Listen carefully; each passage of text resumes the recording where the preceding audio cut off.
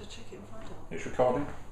Yeah, if you want to jump up and just see if my head's still in the shot. Yours definitely was there. Yep. Yeah. Fine. Okie dokie. That's fine. Radio. I feel like I'm on news at 10. Right, and we're recording already. We are. Okay, so hello and welcome to the two Dyspraxics. You might notice it's not Matthew sitting next to me this time, but Ian Walshaw. Yeah. So hello, Ian. Hello.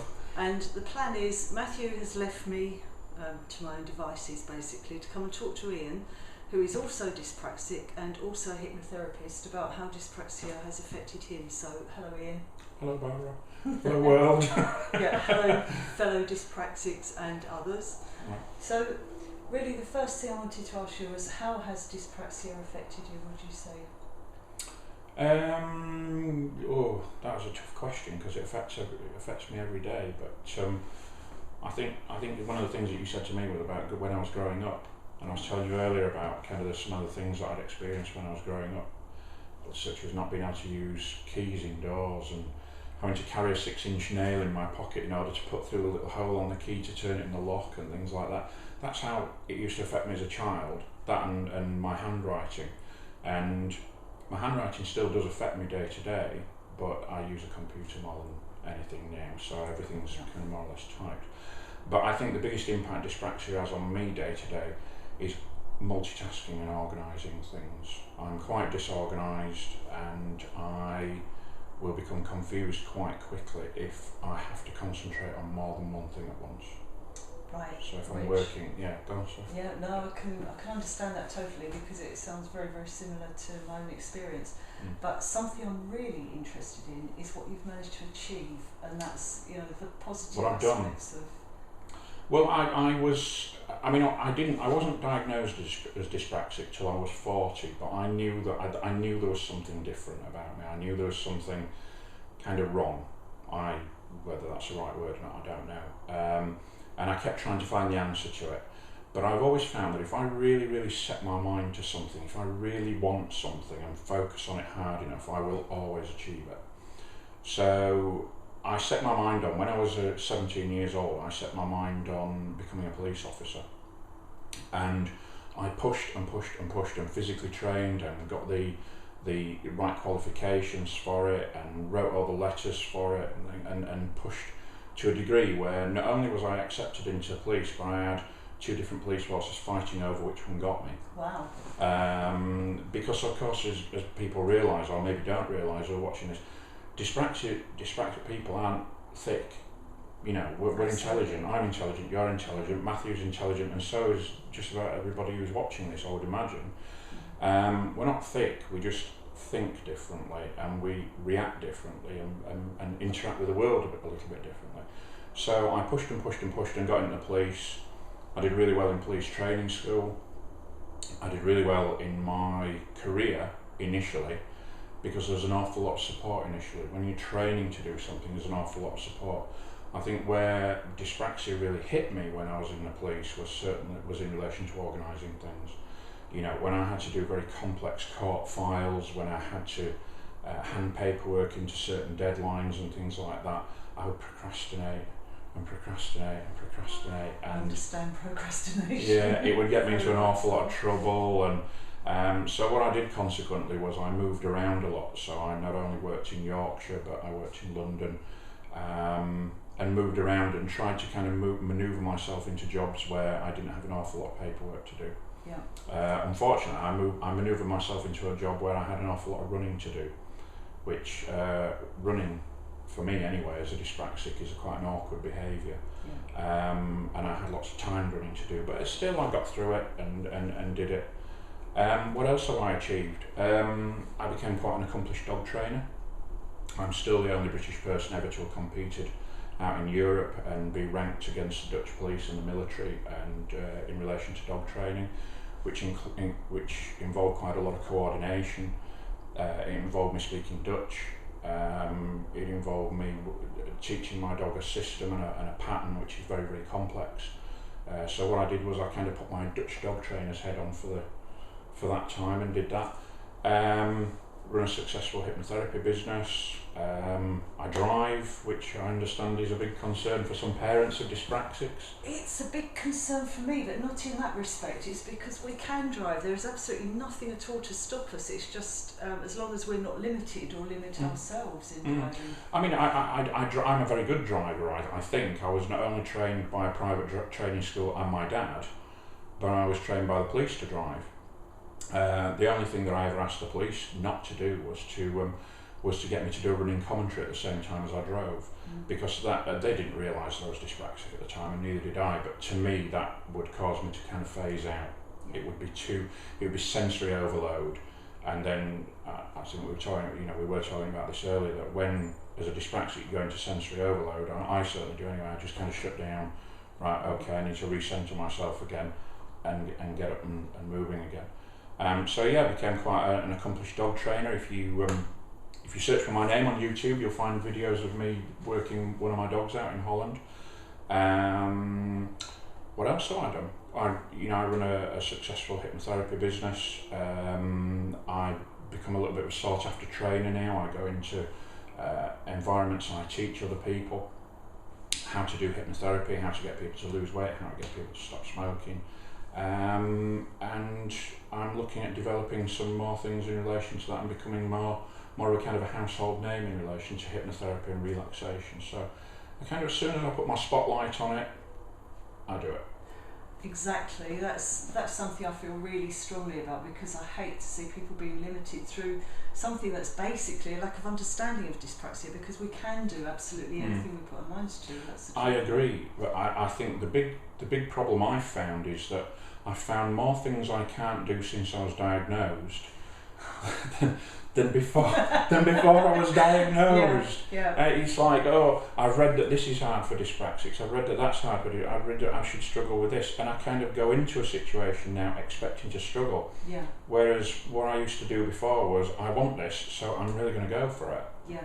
And I do worry. I know I've followed your 2 Dyspraxics videos and things. I do worry about, yes, it's good that children now are being diagnosed with dyspraxia early, but I do worry that people focus more on the limitations than what you can achieve. Yeah, absolutely. Yeah. And I mean, something that bothers me rather is when we're looking at ideal jobs, ideal work for dyspraxic people, and we look at quite menial tasks that can be supported in some way. Now, this is in no way designed to, what's the word I'm looking for, patronise anybody who does something which is considered menial, because we find it difficult to do. We find it difficult to organise an office, and do administration tasks and so on. Yeah. We find it difficult to be, I take my hat off to waiters and waitresses, because, carrying several plates at once and things like that. Yeah. So I think that kind of gives us the edge on appreciating people who do those sort of jobs. But we're not good at those. So instead of trying to focus on making ourselves able to do things like that, why not focus on where our strengths are? Focus on what you can do. Yeah. My daughter's dyspraxic and she did work as a waitress. Wow. And really didn't have much of a problem with it. The only problem she did have with it was legible handwriting on the kind of tickets that she would write out, and the chef would go, "What does that say?" But we know what that's like, writing under pressure. I mean, writing is difficult anyway, but writing under pressure, it just goes to scroll. Yeah. Really. So, yeah, I think focusing on strengths, but also not focusing on limitations. If you really want, I think if you really want something, you'll do it and kind of overcome the limitations. Like, I'm sure there'll be people out there now thinking, God, a dyspraxic police officer. Well, why not? Yeah, there were some limitations in relation to my organisational skills, but I still did it. Of course, yeah. I think we tend to prioritise, because things do take us longer to learn and can be more difficult to learn, I think. But if you prioritise them, work on something that's really important to you, and then that's where the good old-fashioned dyspraxic determination comes in. Yeah. And you do it, you overcome these obstacles. There's nothing wrong with, I think, being dyspraxic, there's nothing wrong with a little bit of obsessional thinking. Right, yeah. I'm not talking about the level of OCD. I, as a hypnotherapist, I don't know about you, but as a hypnotherapist, I see people that are obsessional, or I see people that are paranoid, or I see people that are socially anxious. the thing is that we were both born with those kinds of behaviours. I certainly was born with a certain level of social anxiety because that comes part and parcel of dyspraxia. But I found that my ability to kind of focus on something intently, the obsessional aspect of it, for me, is what's got me through. Yeah. And but that's always there's always then a constant battle going on between that and my overlap in dyspraxia, which is attention deficit disorder. Right. So I really, really want something, but I'm constantly being distracted. Yeah. And so when my life was far more simple, where all I had to concentrate on in life was becoming a police officer, it was so much easier to achieve things. Whereas now life's so much more complicated, where I've got a house to run, dogs to walk, children to look after, etc., business to run, etc., etc. Life's more difficult, but it's not impossible. Yeah, I would go along with that 100%. I think also as we get older, so things that might have been easier for us in inverted commas when we were younger does become difficult, because I don't know about you, but I get tired much more easily than I used to. I used to find that a lot of my best work was done at night. I could kind of sit up on my computer and I could write a website, or I could do some promotional work or something like that. Now I find that if I stay up late at night, I can't function the following day. I certainly can't concentrate on my clients, so therefore I tend to have a fairly early-ish bedtime. When I say early, I mean 11 o'clock, not staying up until 2 or 3 o'clock in the morning working on my computer, because I wouldn't be able to focus on the people that I'm working with the following day. So yeah, getting tired is an issue. Aching joints is an issue for me, but not a major issue. I'm just, in relation, I think for me, it's all about organisation. Yeah. Really, I'd love to be more organised, because I've never done incredibly well in education. Although I'm intelligent, I've never done really well in terms of getting qualifications. So I've got A levels and O levels, but beyond that. Do you think that's because the educational system is set up for neurotypical people, though? I mean, it's not actually designed for those of us who think differently. Well, I think everything's there in theory for people that think differently, but they kind of pay lip service to it. Yeah. Certainly my eldest daughter, who's been through education more recently than me, really all her statement really it didn't gain her anything, it just gained the school extra funding. And then they would say, well, we've put somebody in the classroom to help you, but they're also there to help everybody else. And what we'd like you to do is we'd like you to put your hand up every time you want help. Well, of course, with social anxiety, you don't do that. You don't put your hand up and say you need help, so therefore you suffer in silence, so therefore there's no point in having help anyway. Yeah. More recently, when she was at college, we actually got to a point where she was given extra time in an exam. And they forgot to tell the examining board that she had extra time in the exam, so she anticipated having extra time, and her exam was cut short at the same time as everybody else's. So I think they're like, they nod their head quite a lot, and we understand. And there's certainly, I've done a teaching course the same as you, where there's an awful lot of focus on inclusion and teaching things at different levels, diversity and all those kinds of things. But in reality, it's too much like hard work for them. Yeah. They're like, we'll teach it, we'll talk the language, we'll talk inclusion, we'll make sure we cover our own backs so that we don't get a hand slapped or anything like that. But in reality, you're too much like hard work. Yeah. See you later. Yeah, without a doubt. I found exactly the same thing, because I did the same course as you, the Petals course, teaching course, and I found exactly the same thing, because there's lots of talking about making sure that everybody's included, nobody's excluded on grounds of disability, race, etc., etc. Yeah. And I said, look, note taking is not something I tend to do, because it's too difficult. I'd rather just have a handout. If you have handouts available, preferably in advance, and that's how I can cope with the course. But what I found in reality, there's just a little bit of note taking here, and so I missed half of the stuff. Yeah. I mean, my tutor gave loads of handouts, but I always remember ringing up and I said, I'm dyspraxic. Are you okay in supporting dyspraxia? And they said, yeah, dyslexia. We've got loads of students with dyslexia. No problem with that whatsoever. Dyspraxia, and they went, what's that? Oh God. So this was the head of a teaching department, teaching teachers who didn't know what dyspraxia was, which was quite disturbing. Yeah. And then my first day, they did an assessment on the first day which involved reams and reams of writing, and you know, I had a maths test, I had an English test, and I had to write an essay. Well, the cramp in my hand, because I'm left-handed, but I grip my pen for grim death. The cramp in my hand by the time I'd finished writing this essay, and I actually included in the essay, I said, if you'd actually if you'd actually considered inclusion, you wouldn't even be making me write this essay. Exactly. Really, that's the truth of it. And so, yeah, again, recent experience of the educational system, not positive. I've done 2 instances where I went to do a degree. The first instance, wrong degree, too much maths in it, and I have always had a problem with maths. Likewise. Not that I can't do kind of mental arithmetic and things like that, but equations and scientific stuff I struggle with. So that was the wrong degree, and so therefore I can't really blame that on the educational system. But then the second degree, which was an acupuncture degree, and that's when I had my dyspraxia diagnosis.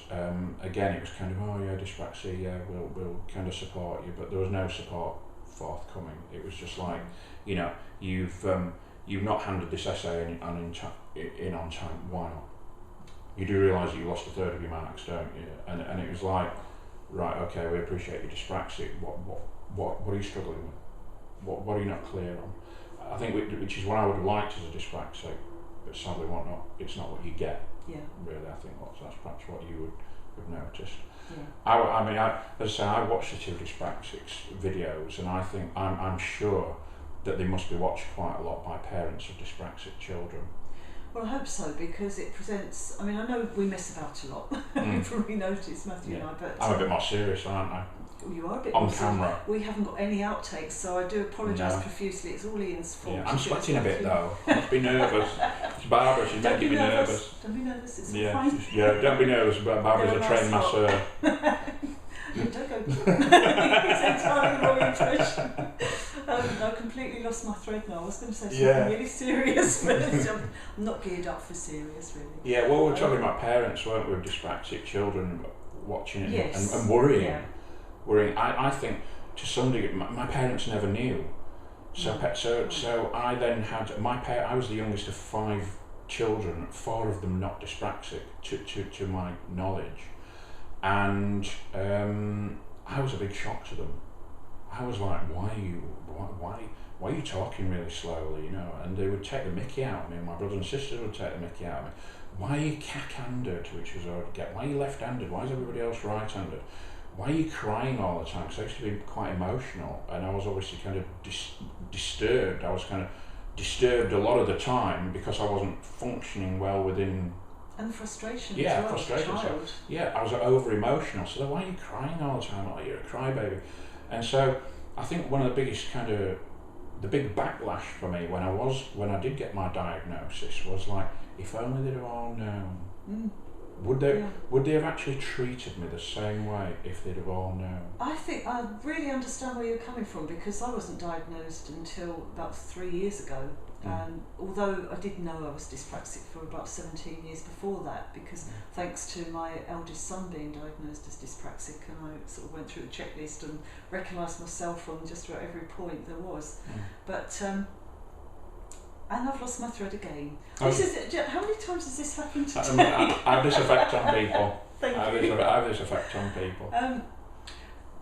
So I think in many ways that, because my parents obviously didn't know about dyspraxia, neither did I, you know, throughout my, right the way through to adulthood, I didn't know about dyspraxia.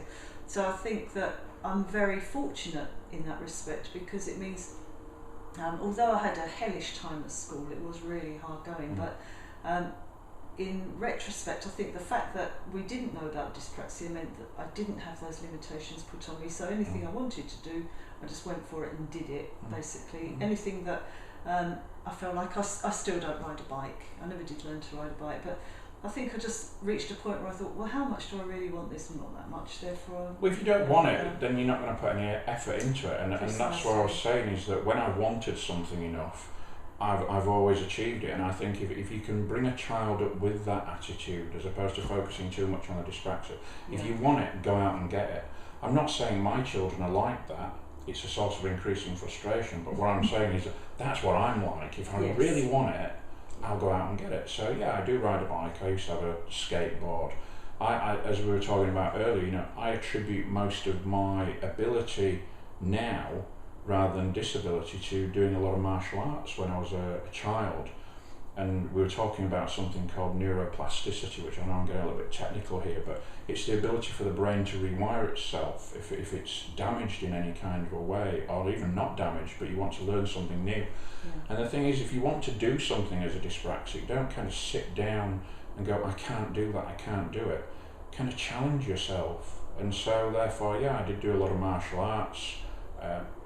Kind of putting sequences together of left punch, kick, left kick, this. Oh my God, it's like brain fade.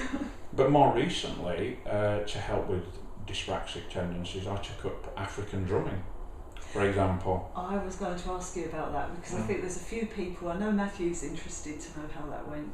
African drumming is fantastic. It was recommended to me by a psychologist from America who I went on a training course with, not in relation to dyspraxia, but in relation to hypnotherapy. And he said in America what he does, and he's an expert in neuroplasticity, so this ability for the brain to grow. And he said in America what he does is he gets a drum, teaches the person a basic rhythm, then when they're proficient with a basic rhythm, sits them in front of a mirror and gets them to look directly into their own eyes in the mirror and follow the rhythm with their hands.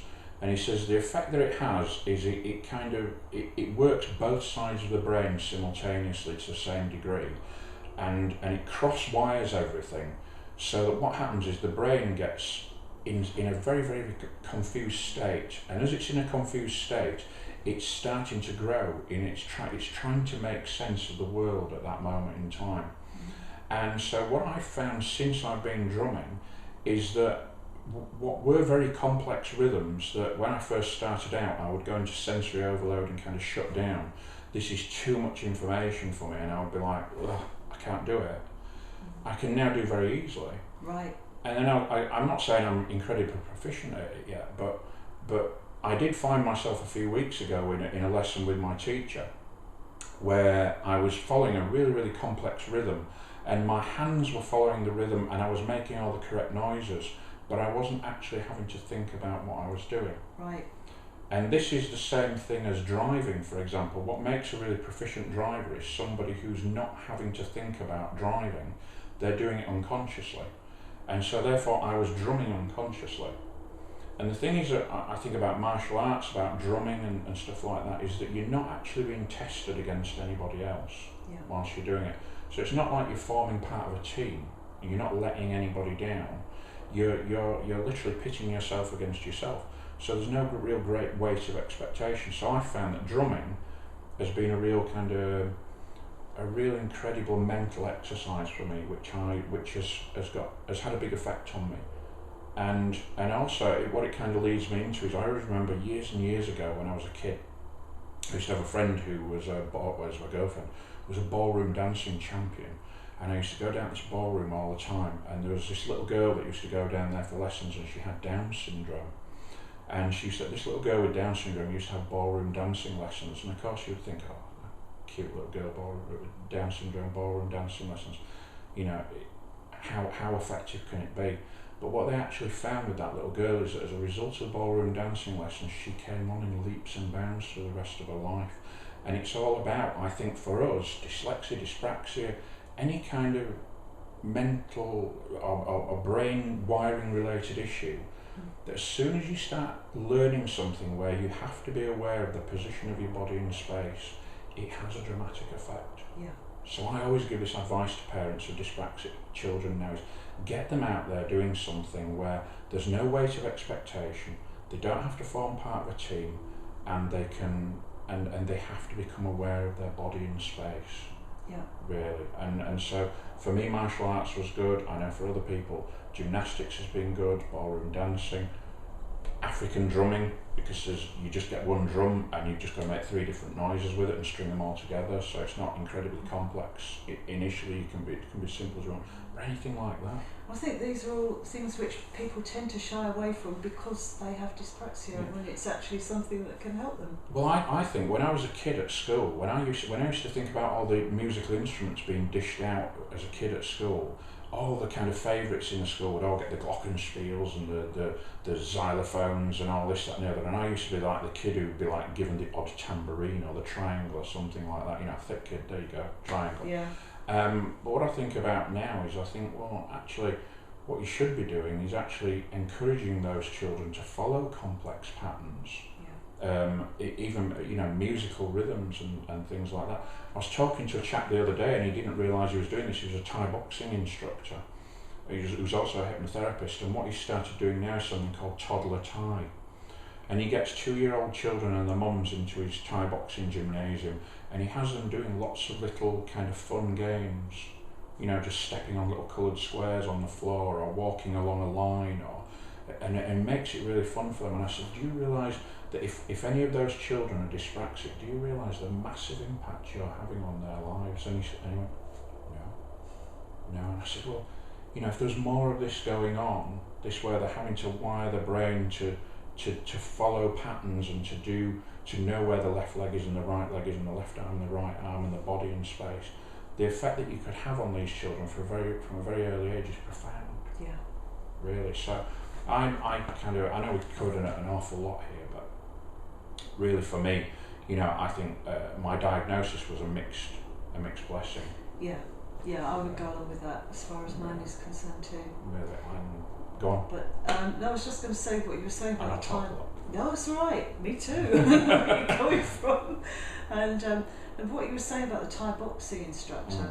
I think with the right kind of encouragement, patience from an instructor, that's all it really takes, you know, just building the confidence to do something which is regarded as difficult for us to do, and that's what can make a big difference. That's absolutely right. I mean, my drumming teacher, for example, has a degree in psychology, so he will sometimes he'll kind of lose himself and be like, well, why, not lose himself in a bad way, but it'll be like, you can see the look on his face, why can't you do this? And then he goes, I know what I've just done there. I know that you're not picking this up as fast as everybody else. Okay, just take some time out. Just let your brain reset and go with it. I didn't realise that the guy sat next to me, who equally struggling in the class at this particular time, was a psychiatrist.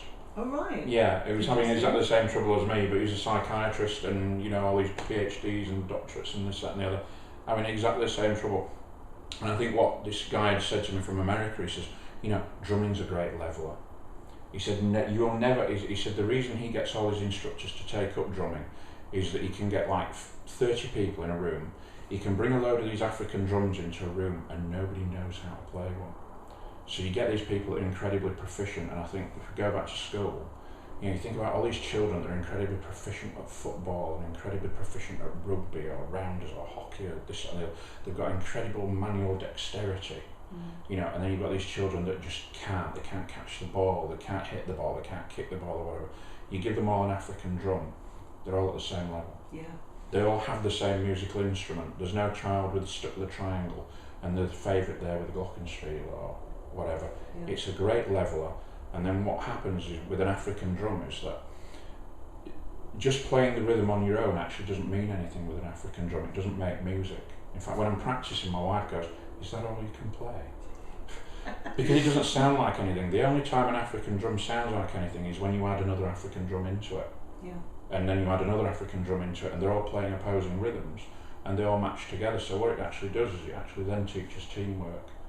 It teaches teamwork, so kind of a backwards way around, as opposed to expecting you to be a good part of the team in the first place. Which I know certainly is my dyspraxic life. I struggle with team games. Yeah. You know, I mean, certainly if I was going into the police now, there would be a bit on the questionnaire, you know, do you enjoy team games? I'd have to lie. Shouldn't say things like that. Well, you were. I'd have to lie. Do you enjoy team games? Oh yeah, I love them. I love rugby. I love running up a field, you know, and somebody throws the ball at me, it goes sailing past. Yeah. Do you love playing cricket? Yeah, I really love the cricket ball coming towards me and kind of going like that. And it was frustrating for my parents because my brother had professional rugby trials. And I followed him through school, and all the PE teachers expected me to be, oh God, he's massive, and he'd be as good as his brother.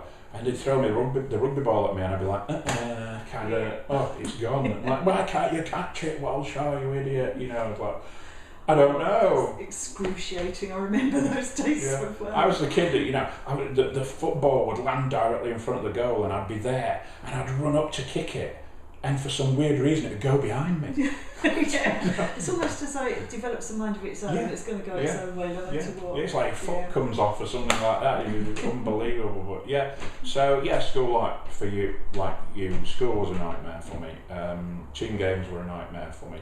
To a certain degree, the police was a nightmare for me, particularly when I had to play team games in the police and stuff like that.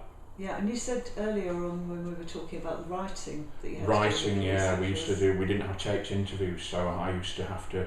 All my interviews used to have to be written, and so when I was writing for another police officer, we could have these interviews that would last 20 pages of handwriting. So it'd be like question, where were you on Saturday night at 10 p.m? Answer, I was round at my girlfriend's house watching Rocky on video, and I'd have to write all this as the conversation's going on, and you could see they'd be like, can't you write any faster? Yeah. I can't even read it. Can you read it out to us? And it would be like, why do you write so funny? Well, one of the reasons I write so funny, I'm left-handed anyway, but I write over the top of my handwriting, is because I was forced at school to write with an italic pen. Oh, so was I. Yeah. So was I. That was in mine. I actually write with my right hand. I'm not exactly ambidextrous, but I do some things with my left hand. Yeah, me too. With my right hand. Yeah. But I was forced to write in italics as well. I'd have been better off with a mallet and just hit the top of the italic pen. A chisel, I love Flintstones. Yeah, I used to scratch the paper off the top of, scratch a layer of paper off as I was writing. And I can remember being kept in at break time to finish off pieces of work because I couldn't write with this italic pen. So I write over the top.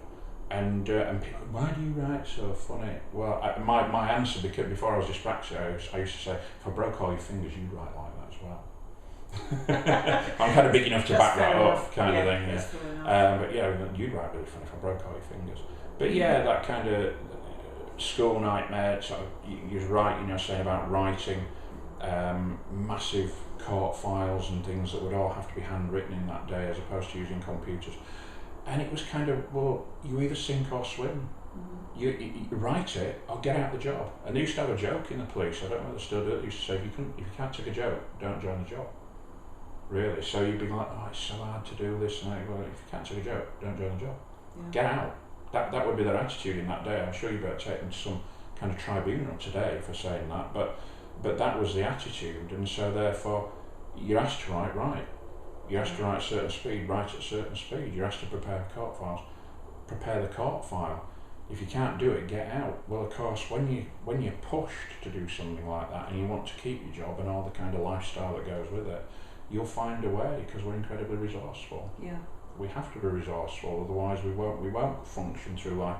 So that's why I do worry about going all the way back round in that loop to diagnosis again, where people focus on the limitations as opposed to finding resources.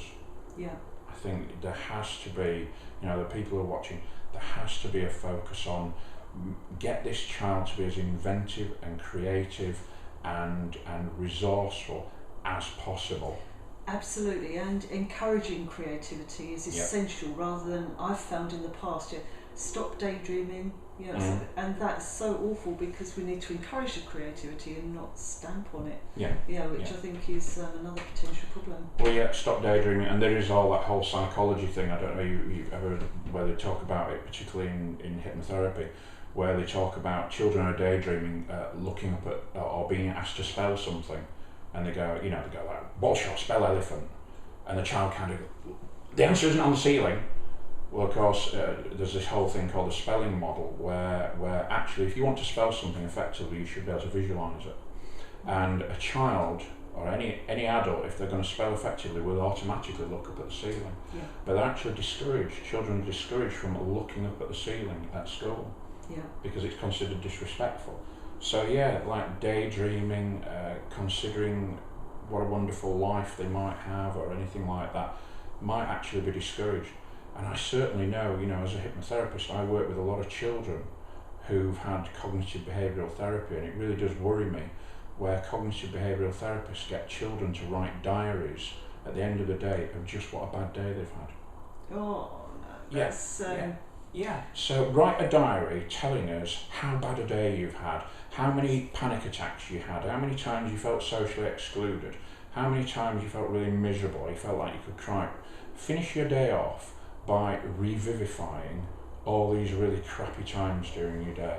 Focus on the negative. Yeah, focus on the negative to make you even more negative. Yeah. And then they worry why children are kind of killing themselves and all these kind of things nowadays, because they're encouraged to focus on the negative. Actually, dream. Yeah. Dream about dream about being an astronaut or a world-class gymnast or whatever. It certainly gets me through. Yeah, absolutely. People go, how can you stand up in front of a room full of 20 people and talk to them about all these kind of things? And I say, because I spent weeks and weeks beforehand imagining how well it might go. Yeah. And so with children, at the end of the day, say, what have you done today? What have you done today that you could be really proud about? What have you experienced? What about, you did catch that ball, well done you, this, that and the other. Not like, what's gone wrong? Yeah. Really, what's gone wrong, and let's get angry about it because our child's getting a bad deal. What's gone right? Yeah. In your life? That will encourage creativity. That will make the best out of a bad job. Yeah, put exactly. It that way. And like you said earlier on, find innovative ways around doing what you want to and getting where you want to be. Yeah. It's not that I can't write. I can write, just illegibly. It's not that I'm going to say it's not that I can't drive. I've been driving for 18 years successfully. I was quite an accomplished driver. Just don't ask me to give you a running commentary on my driving whilst I'm driving. Yeah, exactly. But I'll have a conversation with you. Don't ask me to do. What did I say to you earlier? I was making you a coffee, and I was scooping the coffee into the coffee pot, and I was counting the spoons of coffee into the coffee pot because it was ground coffee. Mm-hmm. And I said, sorry, Barbara, I can't hold a conversation and count at the same time. Yeah, and that's exactly, I understand that totally because I'm exactly the same. But something that occurred to me at that time actually was a similar experience I had with Matthew when we'd been to a workshop and we were walking downstairs. He'd hogged the handrail, so I was walking down the middle of the stairs and he was talking to me and I couldn't answer him. I had to wait until we got to the foot of the stairs because I would have fallen downstairs. You have to focus on the stairs. Precisely. I don't fall downstairs, I fall up them. Oh, I've done that too. Yeah, I don't. But so I used to fall downstairs a lot as a child, but as an adult, I fall up them. Well, the other week, there's a good job my father-in-law's living with us at the moment, who's a painter and decorator, because I was carrying a box down the stairs and I thought I'd got to the bottom step and I took the step and it was actually 2 steps and I fell through the plasterboard in the wall. I can tell you a little story about that because when I was knee-high to I was a bit older than that, but I was old enough to work, but I was still at school, so it was a spare time job. I worked in our local cinema as an usherette and I had to sell ice creams during the break. Right. So the first time I knew that there was a short step, long step, short step, long step, and I had this ice cream tray in front of me so I couldn't see, and I thought, short step, and I didn't know that there were 2 short steps at the top of the flight of stairs. So I went flying down the stairs, ice creams, choc ices and everything. Well, there's cornettos and rum and raisin choc ice as well. There's a thing I've got about ice creams. You've got a bit of a thing about ice creams because you did a blog post, didn't you? You did a blog post where you walked into somebody's house, wrong house. Yeah, I did. With your ice creams. Yep. Welcome to my life. but to get back onto a serious track, and I'm aware that this is actually quite a long chat, which is very good, but so I'm aware that we need to wrap up fairly soon. YouTube will clip us. But they'll do something. 15 minutes is all we're allowed. But no, in actual fact we can do what we like. Right. But no, but you were talking about your daughter who's dyspraxic and when she passed her driving test, and it was when you said that she passed the second time, but the reason she didn't pass the first time had nothing to do with dyspraxia, and that was really interesting. Yeah. I mean, she started her driving lessons when she was 17, the day of her 17th birthday she started, and she went out with a driving instructor. I said, look, I'm not going to teach you because I haven't got the patience to teach her. I didn't have the patience to teach my wife, so we sent her out with a driving instructor, who he was a rip-off merchant. So we sent her with another one who is a very, very good driving instructor. But anyway, she had all these driving lessons. She went in for her first driving test, and she was a little bit worried. But as a hypnotherapist, whenever I take people through, like for being worried about driving tests, I always kind of get them to let go. I was like, look, this doesn't depend on anything. This isn't, don't worry about what effect this is going to have on your life. Just kind of go into it with the attitude of don't care. Yeah. Don't care. And it's not an exam, it's a display of something that you already know how to do. Yeah. So if you already know how to make cupcakes, for example, or if you already know how to teach a dog how to sit, or you already know how to style your hair, pretend that you're actually showing somebody something that you already know how to do. So I kind of groomed her with that kind of an anticipation. She went in for a driving test, and she failed her driving test on one point about 30 seconds before the conclusion of her driving test. She was in the wrong lane approaching a roundabout.